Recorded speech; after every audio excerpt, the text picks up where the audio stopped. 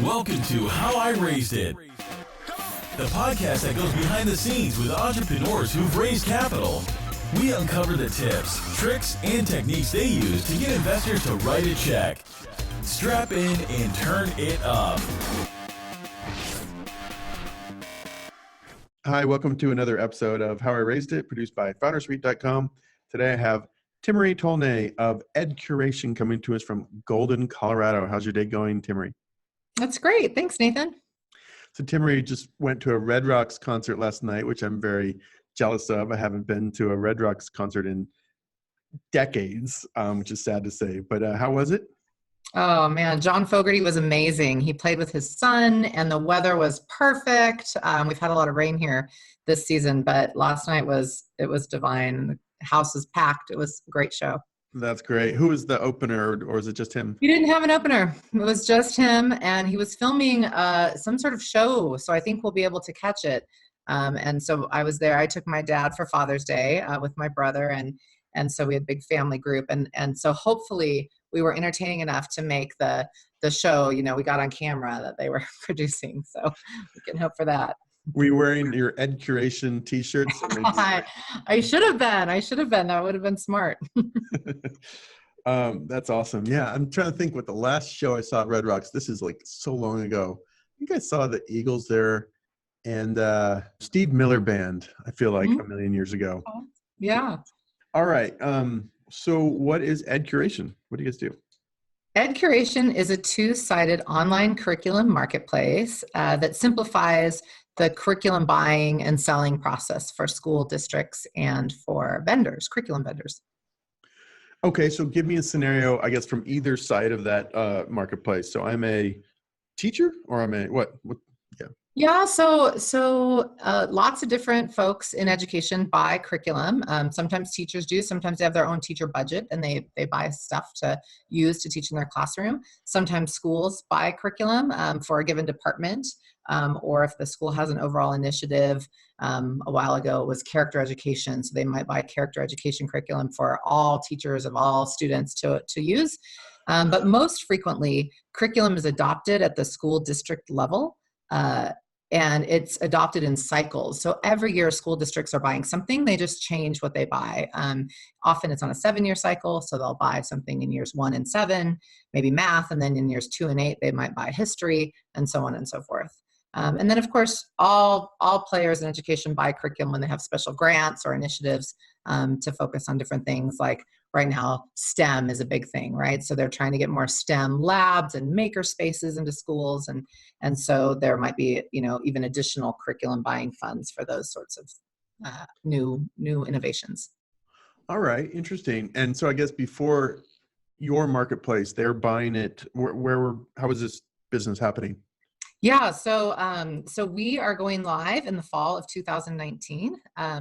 And the reason why we came up with this idea is because we noticed from myself and my partner, having been both educators ourselves and school and district administrators, and also owning and selling curriculum for a curriculum company, that this business is being done in a pretty antiquated way to date. You still have sales reps calling on their accounts. You still have, and as a result, a few really big players in the marketplace. And it makes it more difficult for newer, more innovative products to kind of take hold. And so we're trying to give those newer, innovative products a place to be seen when they're struggling to get enough market share to be large enough to have these kinds of sales reps everywhere. Interesting. Okay. And so you give me your background. You were an educator, so were you creating lessons in the past, or how'd you come up with the idea? Yeah, so I was a teacher, and then I became a kind of literacy coach and literacy specialist for Denver Public Schools. And from there, I worked with a friend to start a curriculum company. And I noticed from working on kind of both sides that when I was an educator, we went through a number of curriculum adoptions, and that it was just laborious. We would have to have substitute teachers and miss class once a month for an entire year.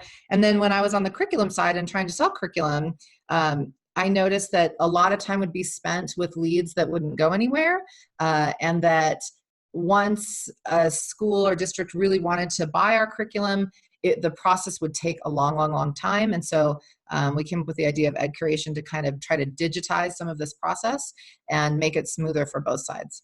Yeah, cool. Interesting. So launching in time to make it into this school year's cycle, or yeah, great. Yeah. Yeah. So we want to launch with the start of the school year. You know how these things go. Hopefully it will kick off right at the start of the year or soon thereafter. And we've been working on building the site for a little over a year, with most of that happening in the last 6 months. Exciting. All right. Well, good. Let's talk about fundraising. So how much you guys raised and what round or what stage? Yeah. So, my colleague and I were so excited about this idea that we thought, we're going to do this even if we have to mortgage our homes because we believe in this, and we've been working, each of us, 20 years in the industry, and we know that this is a resource that's going to be helpful. And fortunately, we paired up with a local business accelerator in Golden called Traction, and they slowed us down and told us not to take line of credit out of our homes and to slow down, build a small prototype, and show that to potential customers. So we did that, and we demoed it to about 50 educators and curriculum vendors and got their feedback.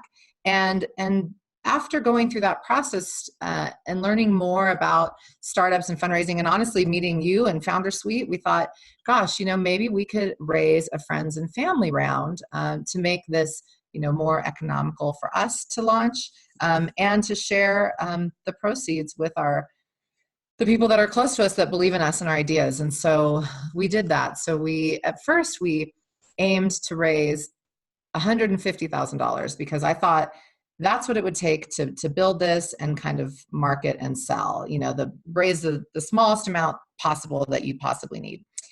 And also at that time, we were applying for a Colorado State grant that would match whatever we raised by 50%. So I thought, okay, we'll raise 150 and we'll get the grants to do about half of that. But unfortunately, during the raise, we learned that we did not receive the grant. And also some of our friends and family members that we were talking to about investing were concerned that we weren't raising enough with 150,000, which is reasonable. I know now it was not enough. And so we increased the raise to 200,000, and were able to close that in about 3 months, a little bit oversubscribed. So. Awesome. That's exciting. Congrats. So let's drill into this. Friends and family round is sometimes the hardest round. Sometimes it's the easiest round. Maybe talk about actually, getting out there and hustling up your family and friends. And were pretty much all of them, were any of them accredited investors, or had they done angel investing before, or they're just kind of wanting to see you succeed, or, give me some more color. Yep. Yes. Those are good questions because those were all the things we were wrestling with as we were envisioning this raise. So I loved you did a webinar about filling the funnel, right? Doing the fundraising, like having enough people in the funnel. And so honestly, subscribing to Foundersuite kind of helped me envision what you're asking, which is I just started putting a list together of folks that I thought, for any of those reasons you named, would at least hear me out about what we're working on. I've been in this field for 20 years. I've had other good successes. And so either they would believe in me, or I knew that they were friends of mine that do a lot of investing. But one of the hardest things was getting started. So I had this list of, I don't know how many people were on the list. I think a good 75, which is what our Foundersuite subscription allows us to put in there, right? And so it was like, okay, so I've got these 75 names of people that I know that might hear me out, might be able to invest. The other thing we were wondering is, how do we structure this investment? What's the minimum buy-in? Do I try to get a lead investor to kind of carry the round and other people to follow suit? And what we ended up going with is requiring a $10,000 minimum investment, because we thought for our particular connections, that would be doable, but still a little bit of a stretch, not, it would definitely be an amount that people could, recover from if it doesn't work out as we intend. But also, a good chunk of money for the people in our personal network. And so We didn't know if people would say, oh, we'll give you 5,000, but not 10. And fortunately that didn't happen. Everybody was willing to do 10. And a few people were willing to do more than 10. And we said, well, why don't you just wait and let's see if we can get enough investors at the $10,000 mark. And so we did that.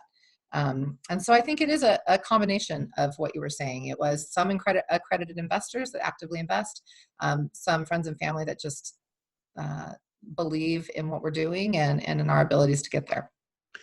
Yeah, good. What were you, the product hasn't launched, so what were you going out pitching with? Was it just a deck and a vision and some charm and, or, forecasts of what this could do? Or, I mean, is this... Yeah. All of the above. Yeah. So we did build a prototype and before we started fundraising, and we did share that with 50 potential customers. It is a B2B business, so the market is smaller, but curriculum is a huge market. It's a $1.2 billion market a year and growing.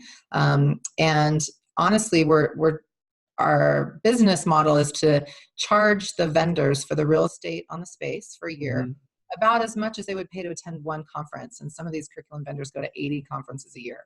So I think the business model makes sense. It's an inexpensive business to run because, SaaS models, there's not a lot of overhead. After, working on the tech and sales and marketing, I think that spoke to some of the investors. And then, everybody seems to care about education. And so making efficiencies there and getting better learning resources into classrooms matters to a lot of people. And that's what we're looking to do. So you had about 75 in your funnel. And so did you end up with about 20 people writing checks of 10K each, or is that the shape of your funnel? Exactly. And what happened was, we got to 180,000 raised after about 2.5 months, and we're trying to pull in the last 20. And in the same week, 3 $10,000 checks arrived in the mail. And so we ended up slightly oversubscribed. But we used the SAFE investment, which I was happy to learn about through Foundersuite because we were going back and forth. Do we use a convertible note or a SAFE term sheet? And what's the best way to go? And different attorneys had different opinions, and of course wanted to charge me to make customized term sheets, which a startup doesn't necessarily want to pay for. And so we were able to use the Foundersuite SAFE term sheet and have our attorney customize a little bit for our business. But what that meant is when we moved from the goal of being 150 to 200, and then when we ended up oversubscribed at 210, it meant that my stock diminished a little bit, but none of the other investors, right? Because they don't actually receive their stock until we raise the angel round in 2020 is our goal. So why did you pick SAFE, the SAFE type of term sheet? And maybe if you're willing to share what details or terms were on it, as much as you can share. Sure.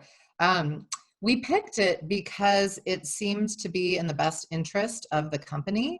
It didn't require us to put debt on the books. It also didn't require us to get a valuation of the company at this really early stage, which would have really diluted the future value for all of our investors. So we thought that would be in the best interest of the company.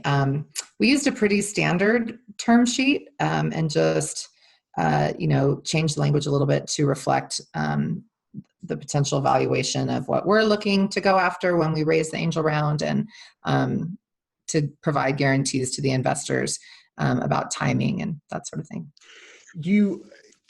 With your friends and family, did you have to explain to them, maybe almost explain to me as you would to one of your lesser active investor friends and family members, what the SAFE is all about, just for anyone who's not familiar with it, right? Like, I'm sure you had to educate some of your investors on what it is all about. So maybe do that to me. Yeah. Something else I did is that I found online, I think actually my attorney found it, a SAFE primer. So it puts the SAFE in real basic language. And so every potential investor that I spoke to, I shared that primer with them so that they could kind of read about it in lay terms too. But what I would explain to everyone is that SAFE stands for Simple Agreement for Future Equity, which means that we're not valuing the company right now because it's still too early. And what the SAFE does is it guarantees you stock at the same value that the angel investors get when we raise the angel round in 2020. But we also, with that, provided our current investors a 20% discount on those shares. So for their $10,000 at the 2020 valuation, they will receive more shares than those future investors will receive for the As same if amount. they were buying $12,000 worth of stock, basically, right? Exactly. Mm-hmm. Interesting. Okay, good. So let's talk about kind of politics of a friends and family round. I'm assuming there was like family in there, not just friends, but even with the friends, are you promising that you will go out and raise that angel round so that they, have this kind of conversion? And are you having your Uncle Joe and Aunt Susie calling you every week? So rewind the clock. A long time ago, I raised for my first startup, which didn't go anywhere. I raised some money from my dad, and it drove me crazy because he would call me, every 4 days asking how the business is going. I'm like, Dad, you called me on Monday and today's, Friday. Like there isn't an update. How are you dealing with friends and family? Do you have well, we just closed the round last month. It took us about 3 months to do it. And so I haven't had that experience yet. Something that I'm super grateful, in addition to Foundersuite for, is having this investor outreach tool. It's made it so easy for me to do these little updates. I mean, I just know from my last company that I knew that we didn't have investors, but even board members, trying to send board updates was just this laborious kind of overwhelming thing. But with your investor updates, it's so easy to just throw in these little metrics and take 20 minutes to write a quick little update of everything we've been working on and things we've achieved and what the metrics are. And we determined early on the metrics we're going to be measuring. And so we have HubSpot, it's measuring our metrics for us, and we just plug those numbers in. And I'm imagining that this is why I'm not receiving the calls that you used to receive because of using that tool. Not to say that at some point people won't be calling on us. We set the goal of between January and June of 2020 doing the angel round. I think if we achieve that, we'll be good. If we don't achieve that, we might be getting the phone calls. Interesting. Yeah. Did you feel the need to sort of, I don't know, like I'm a little gun shy of raising from friends and family just because, they always say like, all right, if the company fails, every Thanksgiving and Christmas are going to be awkward and unpleasant. Like, did you sit all these people down and, have to give them the lecture about you'll probably lose your money? Like any tips for that, right? The preemptively, I don't know, educating your your folks.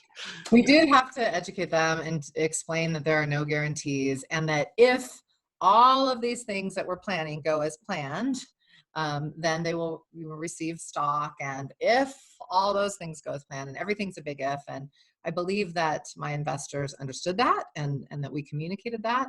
But of course I wouldn't be going into this thinking that it's going to fail, or I wouldn't be doing it. We believe completely that we're going to make this thing go. Otherwise we wouldn't be doing it. But what you say is smart. And fortunately we have 2 advisors on our team, strategic advisors, that are constantly reminding us of how we need to be buttoned up and remind people of these kinds of things. So we did our best to communicate that in the raise. The 60, what is it, 65 or no, 55 people who did not invest, right? You're asking friends and family to invest and they said no. Any what am I trying to ask here? Like, has that created awkward situations, or maybe just like helping people think about the pros and cons of raising from friends and family? Did you lose a few friends in this process? No, I haven't lost a few friends. Interestingly enough, even though I had 75 in the funnel, timing was a challenge for me in this, because as soon as so what I did was I figured out of everyone in my funnel, who are the closest people to me that are the most likely to do it, and the most likely to let me fumble through my pitch as I'm getting it down, and also who I could learn from based on the questions they'd ask me, and it would be okay if I'd mess up on answering the questions before I got to kind of the harder people. Yeah. And so what I found is, as I started, reaching out to those people, then you get busy scheduling that, and I'm still trying to build a company as I'm doing all of that. And so there was kind of this like, reach out to, 10 of them, see what happens, start meeting with them, talking with them, and then see where those land, and then do 10 more. It was kind of like that. So I didn't even contact all the 75 people in the funnel. I think, of our 22 yeses, let me see, we had We had 3 no's, 3 solid, no, 5. We had 5 no's, of course, some being our parents. Isn't that kind of funny? Our siblings invested with us, but our parents are a little older, a little more conservative with their, resources. And then we had a handful of, 10 folks that we contacted and told them about what we're doing, but it never really went anywhere. So there's still a number in this funnel that we can reach out to for the angel round. Interesting. Cool. Good. All right. What else? Other tips and techniques that were effective in running a fundraise from friends and family? What else worked for you, and what didn't work? Sure. Well, so 2 things that surprised me that I didn't expect. One is that one of the early people that I talked to really got involved with helping bring additional investors on board. And I didn't really expect that. I mean, I was thrilled that he was willing to invest, but he brought his parents in and some different friends and kind of got this community together and convinced them all that let's all get together and support Timeri and what she's doing. And so that was really touching and exciting. I didn't anticipate that. And then another really cool and interesting thing as a female founder of a tech company is that they're like just under 50% of our investors are women, and the majority of them just invested without talking to anyone else in their family.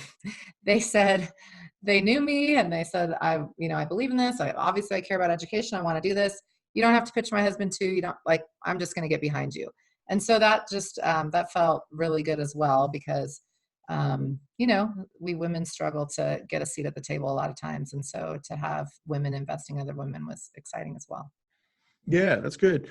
What do you think, the guy who rallied some other people, what do you think was his motivating factor? He just saw the opportunity or something else? Because I think how could you replicate that if you wanted to replicate it, I need to ask him for sure. I really don't know. It was really touching. And in your investor outreach, I gave a shout out to him to thank him for bringing all these people on board. But yeah, I'm not sure.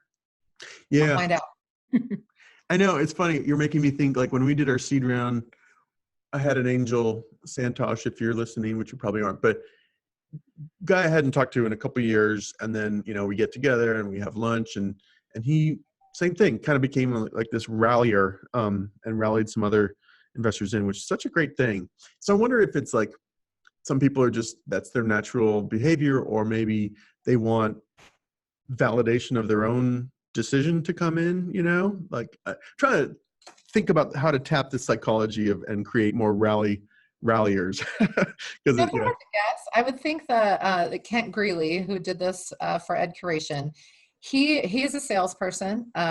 He is really well networked, and he's just a really personable, warm, positive guy. And it's probably, if I had to guess, just in his wheelhouse and nature to kind of do that. But I do want to follow up with him and ask him what motivated him so that we can learn from that. So you're thinking ahead towards the seed round. How are you preparing for it now? Are you tapping into Colorado investor networks? What are you doing to lay the groundwork for the next raise? Well, something that our advisors advised us on, which I've heard is actually changing, but what we were advised to do is to raise this friends and family round so that we could get to a place where we have a few customers, so we can really validate that the business is a good idea. And so we've set the metrics of getting 10 paying customers between the time we go live in September and the end of the year. That we can learn from and onboard them and get them using the system and being successful and giving us feedback on what we need to make better. But of course, in our business model, we don't only need 10 paying curriculum vendors. We need at least 1,000 educators that are also on there, that are looking for products and interested in it. And so those are the metrics that we're trying to achieve before we start the angel round, 1,000 educators and 10 paying vendors. And simultaneously, our 2 advisors are part of the Rocky Mountains Venture Club. Okay. So RVC has chapters in Denver, Boulder, Colorado Springs, Fort Collins, and Golden. And so once we're ready, I think through them, we'll be able to get in front of that group. They run evening meetings twice a month in each region. And so we'll make a little tour and go around and see if we can get enough investors from that group. And how's that work? Do you apply, or you have someone kind of sponsor you and then you go in and just pitch in front of their dinner meeting, or what? How's it work? That's right. I think both of those things. I think if you don't have an in, you apply. But if you have an in, you get somebody to nominate you for it. Mm-hmm. Okay, interesting. Cool. I've heard of them. I haven't ever interacted with them, so that'll be interesting to hear about. Awesome. Well, I'm kind of running out of questions. Anything you would do differently, or any funny mistakes made during this whole process, things you would do differently or improve? Nathan, maybe it's being a first-time female tech founder. I set a goal that I thought I could achieve with raising $150,000. I was afraid to stretch. I wanted to be able to make good on what I said I was going to do. And my husband was like, "You're not raising enough. You need to increase that raise." And I said, "Well, let me just achieve this and see." And then, we upped it to 2 and we raised 210. And I mean, I probably should have raised 350 out of the gate. I think I could have done it. I didn't even tap half of that funnel that we were talking about. And so just to encourage people to set those BHAG goals, right? Big, hairy, audacious goals, and go for it. We'd have a little bit more comfort if I had 350 in the bank instead of 200, and maybe be able to take a little bit more risk and some other go-to-market strategies. So go big. That's what I do differently. Go big. Yeah. People sometimes ask me, it's like, "Oh, I only want to raise 100, or I only want to raise, whatever, 50 or something." Like, it's almost harder to raise a small amount sometimes because investors don't, like some of your folks said, they thought you need to raise more. Like, I don't want to write you a $25,000 check if you're only raising 100, because you're probably going to fail. I don't know. You're going to run out of money, and then my 25K is gone. So it's The paradox is it can be harder to raise small amounts sometimes. But good. All right. Well, very good. Any other tips, tricks, or bits of advice you'd like to give other female founders, education founders, Colorado founders, anything? Well, I do think female founders should tap into their female network, because like I said, I had just women step up and raise their hand and write checks because they wanted to be promoting a female-owned business. And that felt really exciting to me. And even though you didn't ask me to plug Foundersuite ever once, but honestly, I don't think I could have done it without this handy tool. And I feel like Foundersuite continues to be a really great resource and tool for me as a novice investor. It makes it easy and makes the ongoing communication to my investors simple to do. So thank you for the plug. Thank you. No, it's nice to hear that it's adding some value. Awesome. Well, it's Friday, and you probably need to recover from the concert last night. So I'll let you go, but people want to learn more. It's just edcuration.com, right? That's right. We're also on LinkedIn and Facebook, and we'll be going live in the fall, but teachers and educators and curriculum folks can pre-register now, and we'll keep them posted of when we go live and can use this tool to more easily find the curriculum that their students need. Awesome. Well, good luck, and we'll catch you after that, after you've made the rounds at the Rocky Mountain Venture Club. So I want to hear about that. We'll do a follow-up episode. That sounds good. Thank you, Nathan, for your time today. Okay. Bye. Thank you. Bye-bye.